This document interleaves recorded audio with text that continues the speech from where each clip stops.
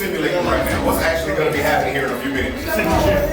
Sinking ship. So what is that hammer going to be in? Use the bottom. It's going to be in the bottom. It's going to be submerged in water. And now when you go do something and you need your hammer, guess what? You're going swimming. So this is called the damage control tank. And essentially what it is it's a tank that has a bunch of various pipes and valves and everything in there to simulate flooding in a disaster situation on a vessel. Simulate essentially a vessel sinking from either combat damage or from running into something. And their job is to reduce the flooding by at least 50%. That's mission accomplished in this scenario. So whether you're using box patches, pipe patches, shoring, strong backs, whatever it may be, mattresses, pillowcases, anything you can use to slow down flooding, that's what they're doing in there.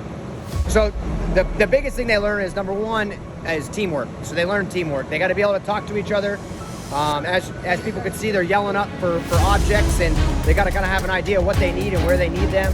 And then second, reinforces what they were trained in the classroom, which is how to slow down flooding on a vessel.